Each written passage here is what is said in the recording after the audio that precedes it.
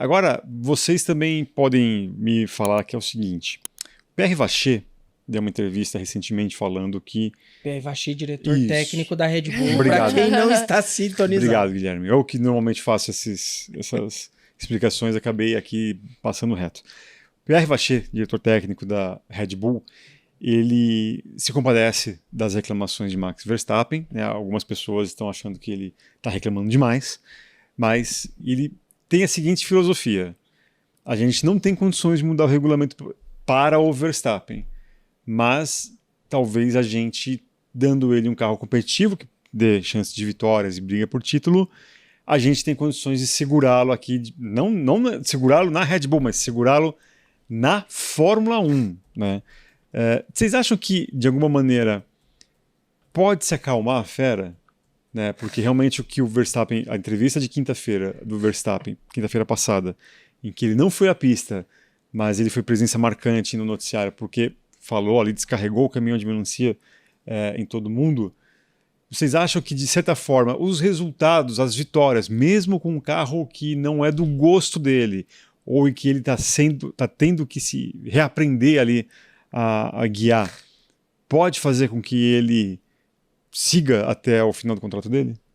Eles, inclusive, têm uma entrevista, né, que eu acho que é a mesma que a gente vai falar, que eu não lembro quem exatamente agora, mas fala, olha, a gente sabe que o Verstappen não gosta, não é um carro divertido, mas a gente pode criar pra ele um carro que ganhe corridas e ganhe campeonatos. E aí passe a ser divertido pra ele. Eu não lembro se foi o Meki, não lembro quem foi que falou. O Vacher falou basicamente isso. Então não é ele. Então é basicamente isso, né? Eles vão tentar fazer com que o Verstappen tenha um material na mão que, mesmo que não seja divertido, legal, enfim, no conceito dele, mas que faça com que ele tenha vontade ainda de continuar na Fórmula 1.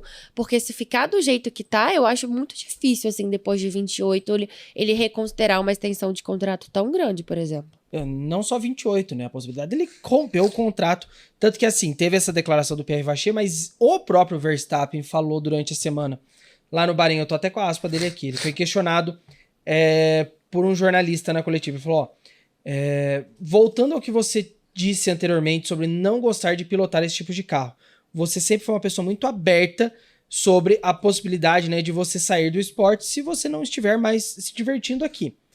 E aí o cara fala o seguinte, né? Isso acelera sua saída? Agora a gente tem esse regulamento que vai durar por algum tempo. Você acha que, caso a Red Bull se torne um carro vencedor, isso pode fazer com que você goste mais da categoria? Ele respondeu o seguinte: se é um carro vencedor pra mim, não importa. Precisa ser divertido de pilotar também. Acho que nesse estágio da minha carreira eu preciso pensar em me divertir. Caramba. Então assim, eu acho que não adianta. Se o Verstappen veio e falar assim, cara, esse carro é ruim, não, assim, dane-se que a Red Bull tá ganhando, que a Red Bull tá sendo campeã. Se ele não tá se divertindo, ele vai procurar outras coisas, porque ele sabe o que ele gosta. Ele quer estar o quê? Correndo de GT3 em Nürburgring.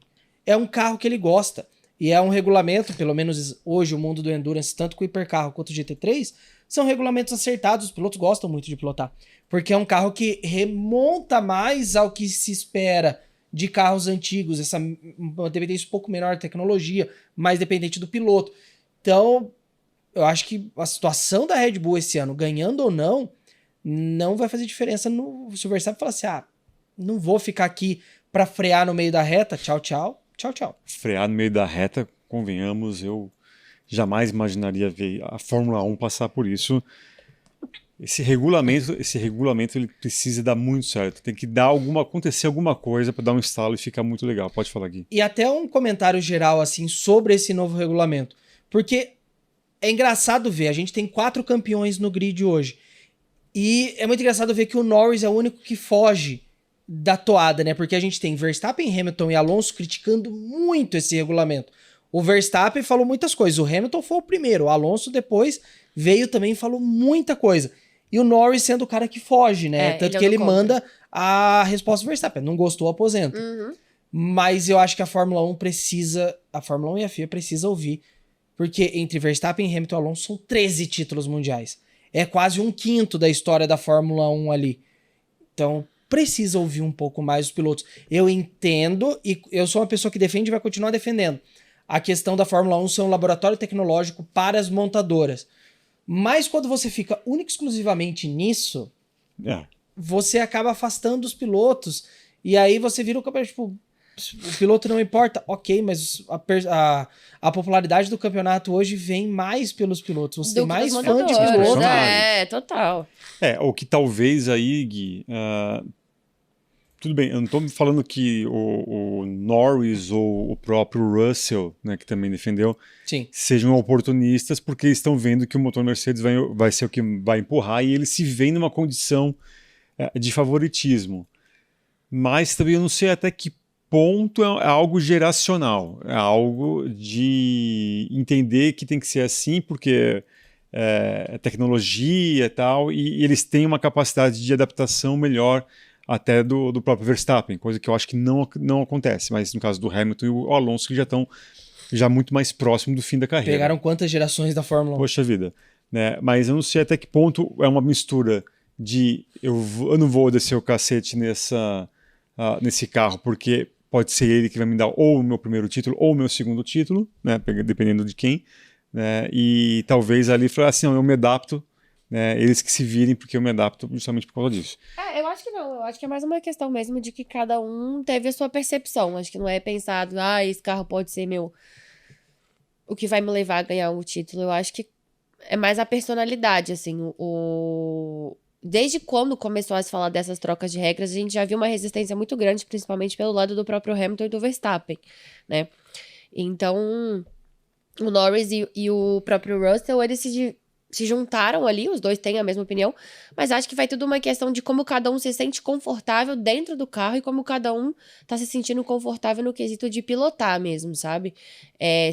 Pro Norris, por exemplo, não é um problema você ter que pilotar e pensar em gerenciar muitas coisas. Para ele não faz tanta diferença assim, da mesma forma que pro Russell também não. Agora, pro Verstappen, se tirou ali da mão do piloto, o fato de você só acelerar ou só, enfim, pensar na corrida pura, na velocidade pura, já virou um problema. Aí ele vai começar a fazer o que ele tá fazendo, que é reclamar. Então, acho que vai muito da questão de como cada um tá se sentindo dentro do carro. Acho que ainda não é um ponto de pensar que, não posso criticar o carro por isso ou aquilo. É realmente eu sinto como se fosse uma primeira impressão, até mesmo sem estar polida, sabe? É tipo, é isso. Só saíram falando mesmo. E querendo ou não, a situação da Fórmula 1 contemporânea em que não se faz teste, só piora isso, né? Se fosse uma Fórmula 1 de 20 anos atrás, que os testes eram liberados, eu acho que os próprios pilotos teriam menos críticas a esse novo regulamento, porque eles chegariam no GP da Austrália, o início da temporada, já bem mais acostumado com esse modelo. Na minha visão, essa questão de proibição de testes, bem como essa questão do limite do gasto orçamentário, do teto de gastos da Fórmula 1, tinha que pôr tudo na conta do teto de gastos. Eu acho que assim, você tem um número X ali, alguns milhões, e aí, se você quiser testar, você testa à vontade, não é só um limite de dias de filmagem, blá, blá, blá. Não, eu acho que uma vez que você contempla ali, né, um teto de gastos, as equipes poderiam fazer aquilo que elas bem entender. Alocação de motor, né, você vai usar 24 etapas, um motor novo por etapas. Obviamente isso eu estou extrapolando aqui o exemplo, mas se existe um teto, porque essas coisas foram estabelecidas antes do teto de gastos, né? Você já não tinha tantos testes assim na época pré-teto de gastos. Uma vez que você estabelece isso, eu acho que aí poderia ficar livre para as equipes. Obviamente isso tem que ser de alguma maneira marcado ali para você prestar contas, e se você infringir o regulamento nessa questão da grana, você tem a sua punição, que poderia até ser um pouco maior, mas isso a galera tem que rediscutir. Mas vamos ver, a minha grande preocupação mesmo é para com o público, o que o público vai estar assistindo, se vai ser atraente para o público, como entretenimento.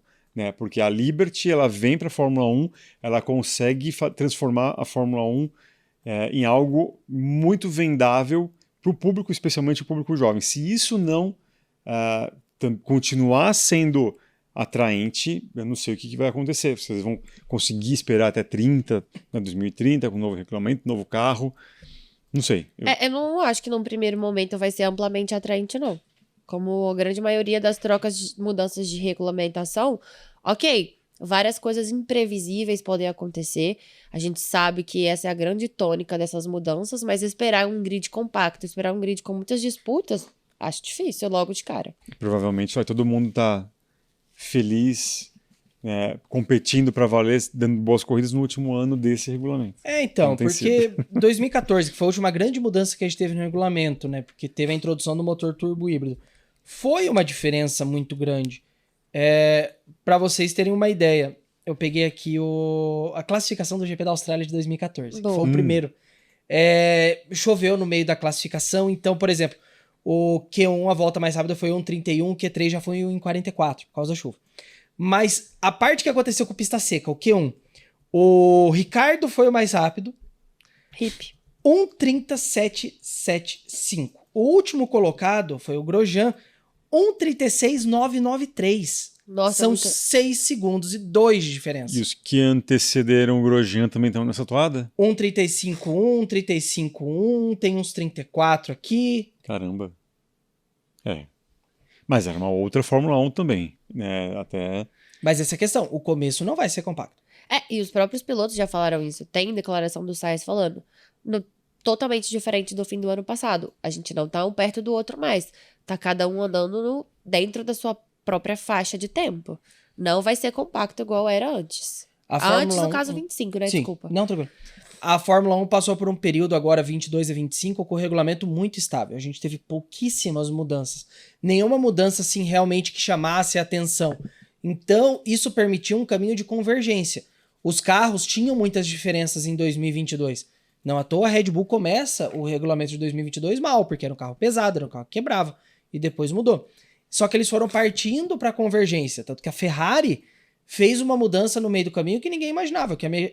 Eu sempre me confundo, a Ferrari usava push rod e trocou para pull rod, se eu não me engano. Isso. E era uma decisão histórica para a Ferrari, porque a Ferrari sempre foi do push rod. Ferrari tinha isso há décadas, a suspensão em push rod. Só que ela vai pro pull rod pra quê? Pra convergência. Porque ela percebeu que tava todo mundo indo por aquele caminho e tava dando certo.